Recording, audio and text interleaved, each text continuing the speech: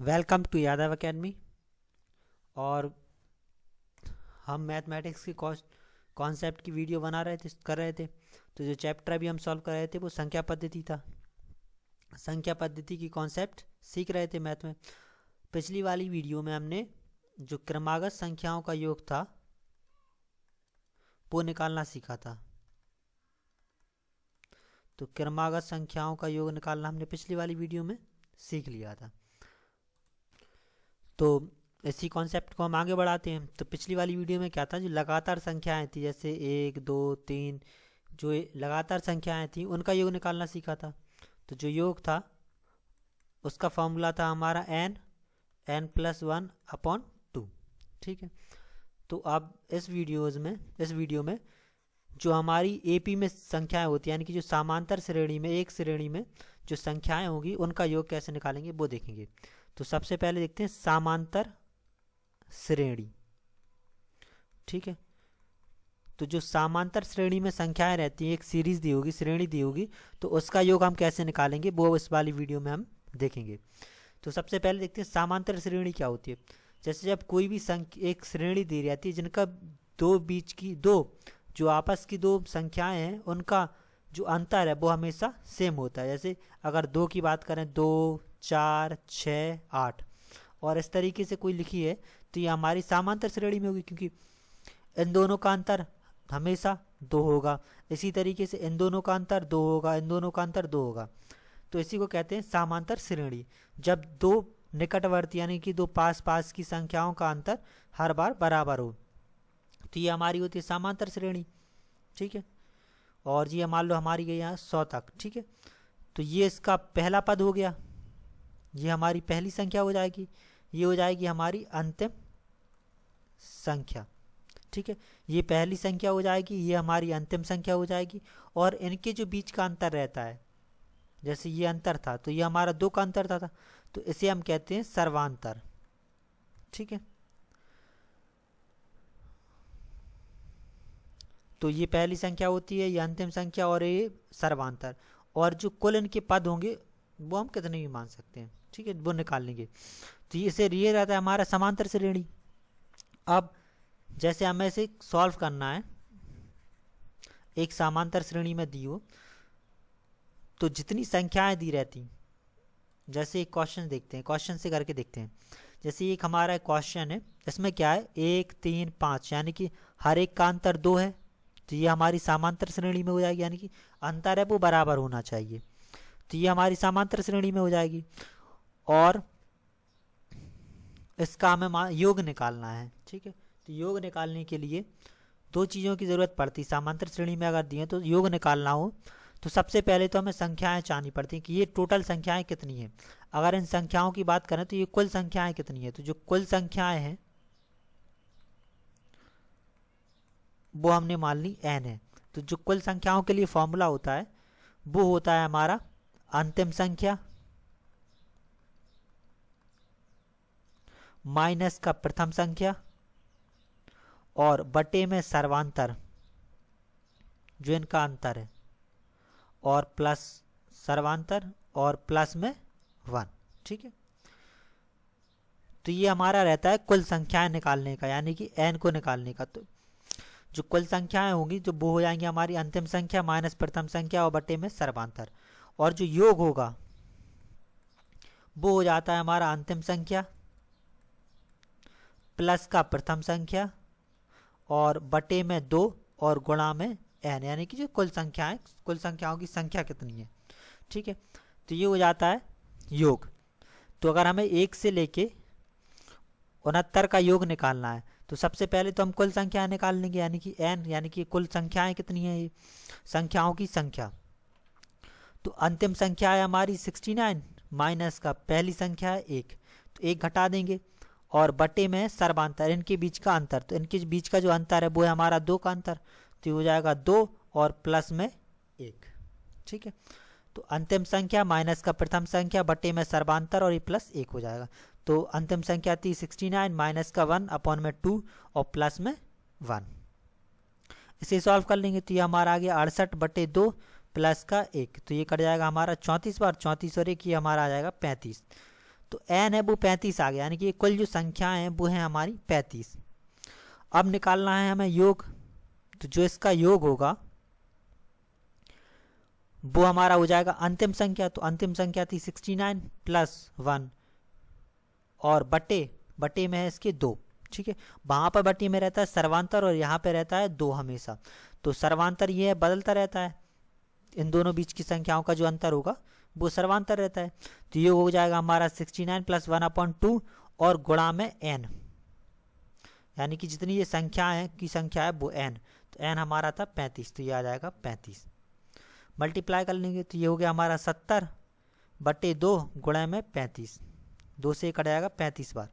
तो ये आ गया हमारा 35 गुणा 35, तो 35 गुणा 35 हो जाएगा हमारा 1225। ठीक है, तो इसका जो योग है वो आ जाएगा हमारा 1225। तो जो भी इस तरीके के क्वेश्चन होंगे इससे हम कोई से भी क्वेश्चन कर सकते हैं। जो पिछले वाला फॉर्मूला भी यूज़ किया था, अगर उसे भी यूज़ ना करें n+1 वाले को, तो इससे हमारे सारे के सारे क्वेश्चन सॉल्व हो जाएंगे इसी तरीके से। पहले हम उनकी पूरी संख्याएं निकाल लेंगे, उसके बाद योग के लिए अंतिम संख्या प्लस प्रथम संख्या बटे 2 गुणा में n। अब एक क्वेश्चन और देखते हैं इसी को समझने के लिए। इसमें क्या था, हमारा 1 से शुरुआत थी, इसमें क्या है और इसमें क्या है कि हमारा ये 23, 25, 27 से लेके 71 तक है। ठीक है, तो ये हमारा 23 से शुरू है, तो इसमें जो अंतर है ये भी हमारा क्या है 2 का अंतर है, ये भी अंतर हमारा 2 का है, तो सब में 2 का अंतर है। आखिरी संख्या है हमारी 71 और जो सर्वांतर है वो हमारा 2 हो जाएगा। तो सबसे पहले तो n निकाल लेंगे, संख्याएं निकालने की, ये टोटल संख्याएं कितनी है। तो इसके लिए हमारा हो जाएगा अंतिम संख्या माइनस प्रथम संख्या और बटे में सर्वांतर और प्लस में आ जाएगा हमारा 1।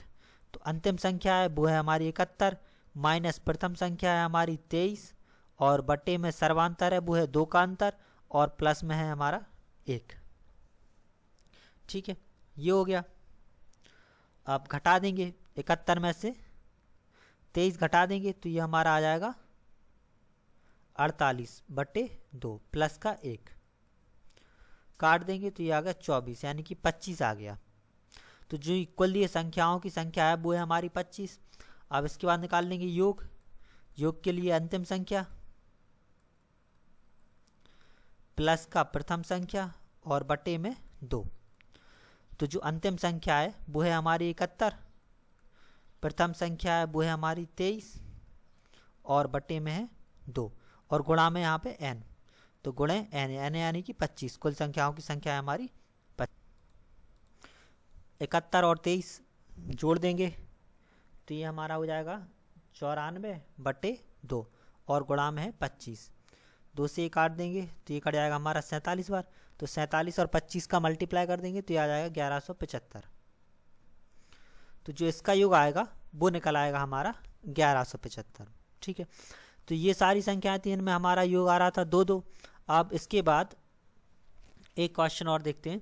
इसमें क्या है, जो सर्वांतर है वो इसका कितने का 6 का है। हर एक में 42 में से 36 घटा देंगे तो 6 आएगा, 48 में से 42 घटाएंगे तो ये 6 आएगा, इसमें भी 6। तो अब जो सर्वांतर है वो है हमारा 6 का। ठीक है, तो सबसे पहले संख्याएं निकाल लेंगे कि ये कुल संख्याएं कितनी है। तो अंतिम संख्या माइनस प्रथम संख्या बटे में सर्वांतर और प्लस में 1। तो जो अंतिम संख्या है वो है हमारी 96, प्रथम संख्या वो है हमारी 36। तो 96 माइनस 36 बटे अंतर है वो है 6 का और प्लस 1, घटा देंगे तो ये बचेगा 60/6 प्लस 1, ये हमारा कट जाएगा 10 बार। तो ये 10 प्लस का 1 यानी कि 11। तो जो कुल संख्या है यहाँ से यहाँ तक वो आ गई हमारी 11।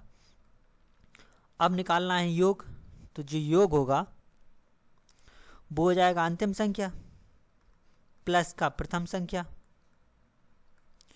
और बटे में 2 और गुणा में n, यानी कि कुल संख्याएं। तो जो अंतिम संख्या है वो है हमारी 96। तो ये 96 प्लस पहली संख्या है 36, 36 बटे में हो जाएगा 2 और गुणा में हमारा 11।